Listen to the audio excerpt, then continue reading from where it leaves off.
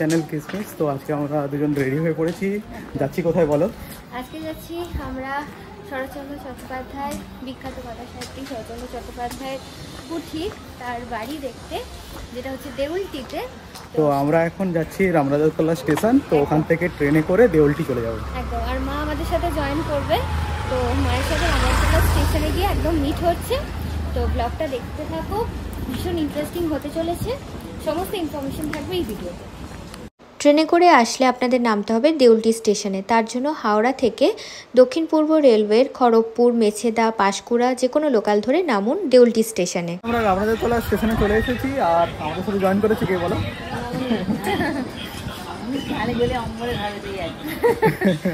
তো এখন আর ট্রেন একদম মুখের সামনে, টিকিট কাটতে গিয়ে তো ট্রেন বেরিয়ে চলে গেল। এবার দেখি নেক্সট ট্রেন যেটা আসবে সেটা করে যাবো। আমরা ট্রেনে উঠে পড়েছি আর এখন বেরোচ্ছি সাঁতরাগাছি স্টেশন।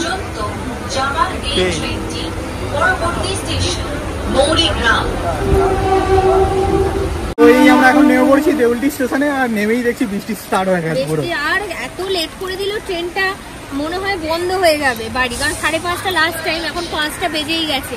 এরপর আবার টোটো করে আমাদের যেতে হবে, বাট আমরা ট্রাই করব, যদি না হয় কপাল খারাপ থাকলে কি আর করা যাবে বলো। তো দেখতে থাকো ব্লগটা। তো এই যে আমরা এখন টোটোতে উঠে পড়েছি, তো কাকু 15 টাকা করে নেবে, আর হচ্ছে যে মোড়ে নামিয়ে দেবে।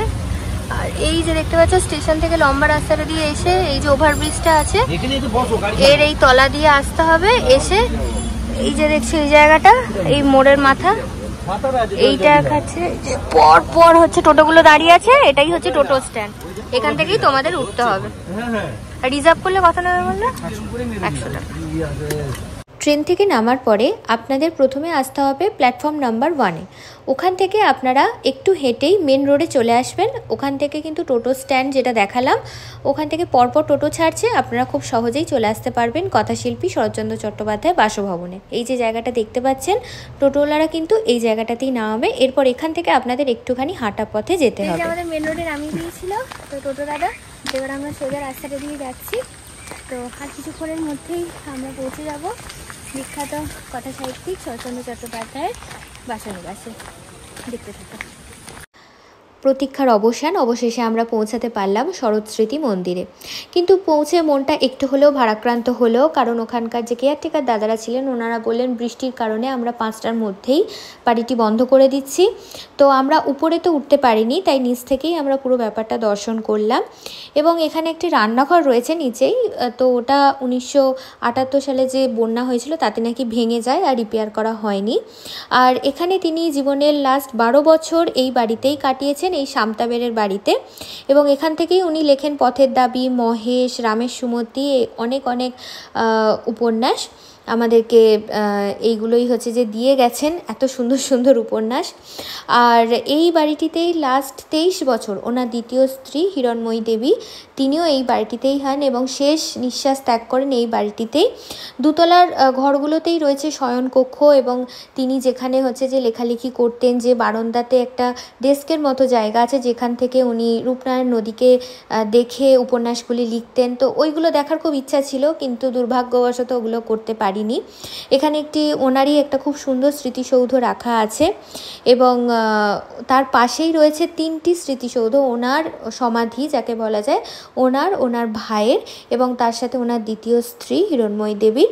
তো এই 3টে দেখতেই পাচ্ছেন আপনারা ভিডিওতে। এবার বাড়িটি থেকে আমরা যখন সামনের দিকে আসছি দেখলাম একটি পুকুর আছে, তো ওখানে 2টো মাছের উল্লেখ আছে, একটা রুই কাতলা, নাম কার্তিক আর গণেশ। তো এই কার্তিক গণেশের উল্লেখ কিন্তু রামের সুমতি উপন্যাসে রয়েছে, আপনারা যারা যারা পড়েছেন তারা তো নিশ্চয়ই জানবেন। আর ভেবে অবাক লাগছে যে আগে নাকি রূপনারায়ণ নদী এই বাড়ির পাঁচিলের পাশ দিয়েই বয়ে যেত। তো আমরা এসে পৌঁছলাম, আর এখানে বন্ধ করার টাইমও হয়ে গেছিলো। তো নিচটা কোনোরকম ভাবে একটু দেখতে পেয়েছি, বাট উপরটা পারলাম না। তো যতটা পারলাম তোমাদের সাথে শেয়ার করলাম।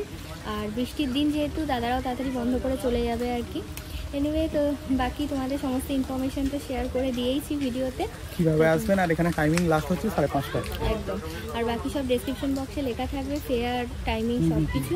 বাট বৃষ্টির দিনে এদের কিন্তু টাইমের কোনো ঠিকঠাক নেই, মানে 5-10 মিনিট আগেই বন্ধ করে চলে যাচ্ছে। তো যাই হোক, এবার আমরা যাবো রূপনারায়ণের তীরে। তো ওখানে গিয়ে তোমাদের বাকি ভিউটা দেখাচ্ছি। তো আমরা এখন আছি কল্যাণপুর গ্রাম পঞ্চায়েতের মধ্যে, আর আমাদেরকে রূপনারায়ণ নদী যেতে হলে এই সোজা রাস্তাটা ধরে যেতে হবে। আরও একটি জিনিস যেটা ওখান থেকে জানতে পারলাম, আমরা উপর ঘরে যেহেতু যেতে পারিনি তাই দেখতে তো পারলাম না, কিন্তু আপনারা যদি আসেন অবশ্যই দেখবেন। ওখানে আর একটা পিছনের দিকের একটা গেট আছে বা দরজা আছে, যেটা দিয়ে কিন্তু নেতাজি সুভাষচন্দ্র বসু, রাসবিহারী বসু, চিত্তরঞ্জন দাস এই সমস্ত বিখ্যাত বিপ্লবীরা এই বাড়িতে আসতেন এবং গোপনে স্বাধীনতা সংগ্রামের কথাবার্তা চলতো। তো ভাবলেও এগুলো ভীষণ অবাক লাগে। তো যাই হোক, এরপরে আমরা চললাম হচ্ছে রূপনারায়ণ নদীর তীরে একটুখানি সময় কাটাতে। তো চলুন আপনাদের সাথেও পুরোটা শেয়ার করি। আর রাস্তাটা কিন্তু ভীষণ সুন্দর, দুপাশে অনেক ছোট ছোট গুমটি আছে, যেখান থেকে আপনারা এই বর্ষার দিনে একটু চা বিস্কুটের মজা নিতেই পারেন। তো এই যে আমরা এখন রূপনারায়ণ নদীর তীরে চলেই এসেছি। আর এখানে চারপাশে দেখুন কত রকমের স্টলও বসেছে, আর হালকা হালকা ঝিরঝিরে বৃষ্টি পড়ছে, সূর্যাস্ত হয়েই গেছে অলমোস্ট। চারপাশের দৃশ্যটা কিন্তু অপূর্ব লাগছে, অপূর্ব। আর এই বর্ষাতেও কিন্তু যথেষ্ট ভিড় হয়েছে, মানে এটাই দেখে সব থেকে অবাক লাগছে। তো এর মাঝে আমরা একটু পেয়ারা ব্রেক নিচ্ছিলাম। এই যে এখানে মা নিয়ে এসছে পেয়ারা, তো এখন একটু পেয়ারা ব্রেক হচ্ছে।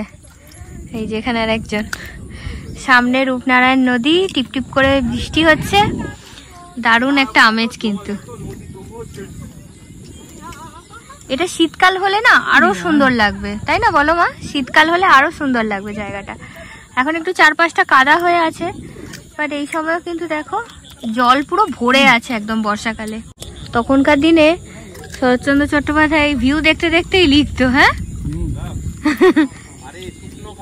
আর এত সুন্দর বাড়িটার পজিশন, মানে ওই যে দেখতে পাচ্ছ ওই দূরে বাড়ি, আর এই দিকে হচ্ছে রূপনারায়ণ নদ, দারুণ।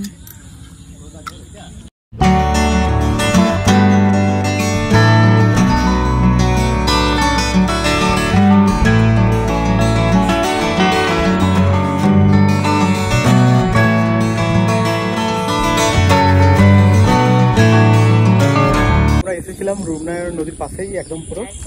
তো এখানে যে হাওয়াটা যা দিচ্ছে, আর এদিকটা হচ্ছে বলো ডিরেকশনটা বলে দাও। হ্যাঁ, এদিকটা হচ্ছে তোমার হাওড়া, আর আমরা গুগল ম্যাপে চেক করে দেখলাম ওই পাশটা হচ্ছে ফরিদপুর, পূর্ব মেদিনীপুর। আর এই দিকটা, এই কোনটায় হচ্ছে কোলাঘাট। এই দিকটা তো, এই দিকটা হচ্ছে কোলাঘাট, আর এটা হচ্ছে ফরিদপুর, পূর্ব মেদিনীপুর পড়ে যাচ্ছে। আর আমরা এখন দাঁড়িয়ে আছি হাওড়াতে। দারুণ লাগছে। আর এখানে প্রচুর স্টল আছে খাবারের, তো তোমরা চাইলে এখানে ফুচকা থেকে, ভেলপুরি থেকে, চা বিস্কুটের আলাদা কাউন্টার আছে। মানে ভাত, যদি কেউ সকালবেলার দিকটায় আসো, ভাতের হোটেলও আছে, ভাতও খেতে পারো। খুব সুন্দর জায়গাটা, শীতকালে আমার মনে হয় সবচেয়ে বেটার এখানে আসা, বাট ভালো লাগছে বেশ। এই যে এখানে এদের খাওয়াতে ব্যস্ত, আর এখানে মা বিস্কিট খাচ্ছে, একটুখানি এখানে চা ব্রেক নিচ্ছি। তো এই আমাদের দেখা কমপ্লিট। তো আমরা এখন এখান থেকে বেরিয়ে যাচ্ছি, একদম বেরিয়ে যাচ্ছি। তোমরাও এসো, ঘুরে যেও, বাট টাইমিংটা মাথায় রেখো। ছোট ট্রিপ হিসেবে মানে খুবই ভালো, খুবই ভালো। হ্যাঁ, বর্ষাকালটা বাদ দিয়ে এসো। সময় নিয়ে আসতে হবে। হ্যাঁ, কি বলছো মা? বলো। ধারে বসার জন্য হাতে সময় নিয়ে আসতে হবে। হ্যাঁ, তবে শীতকালটা হচ্ছে উপযুক্ত সময়, বিকেল বেলাটা। হ্যাঁ, বৃষ্টি না হলে, বৃষ্টির দিনে ভালো না। হ্যাঁ, বর্ষার দিন বাদ দিয়ে এসো। একদম একদম। তো ব্যাকগ্রাউন্ডে শুনতেই পাচ্ছ, আমাদের ব্যাকগ্রাউন্ড মিউজিক হচ্ছে ব্যাঙের ডাক। তো এই হচ্ছে। আর ওই যে বললাম, টাইমিংটা মাথায় রেখো। এখানে কিন্তু কোনো টাইমিং মেনটেন করছে না এরা, বর্ষার জন্য সব পালাবে। তো 5:15-র মধ্যে সব বন্ধ করে দিয়েছিল আজকে। তো এলে মোটামুটি 4টে, 4:30-র মধ্যে চলে এসো, এটাই বলার। তো আমরা এবার বেরিয়ে যাই, বাকিটা শেয়ার করছি একদম পৌঁছে, ব্লগটা এন্ড করবো, তাই দেখতে থাকো।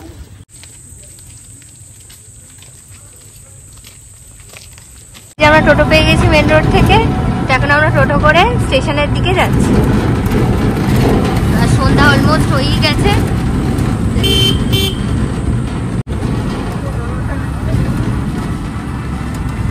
এই যে আমরা অবশেষে পৌঁছে গেছি দেউলটি স্টেশনে। আর এখানে বেশিক্ষণ আমাদের ওয়েটও করতে হয়নি। 2 নম্বর প্ল্যাটফর্মে নামা মাত্রই আমাদের চোখে পড়ল আরেকটি শরৎচন্দ্র চট্টোপাধ্যায়ের স্মৃতিসৌধ, এবং এখান থেকেই হচ্ছে যে আমাদের ট্রেন চলে এলো 15 মিনিটের মধ্যেই। আমরা মোটামুটি 1 ঘন্টার মধ্যেই পৌঁছে গেলাম রামরাজাতলা স্টেশনে।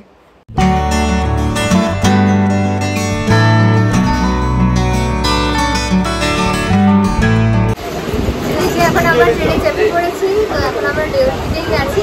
5-10 মিনিট মতো দাঁড়াতে হলো, ট্রেন তো ব্যাক টু ব্যাক আছেই। তো এখন আমরা চলে যাবো আবার রামরাজাতলা, আর আমাদের যেটা সময় লেগে যাবে পুরো 1 ঘন্টা।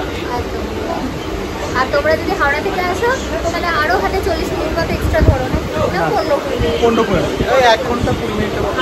একদম। তো তোমাদের এই ব্লগটা কেমন লাগলো অবশ্যই কমেন্ট সেকশনে জানিও, আর ভালো লাগলে ভিডিওটা লাইক শেয়ার সাবস্ক্রাইব করতে একদম ভুলবেন না। আর দেখা হচ্ছে অন্য একটা ব্লগে।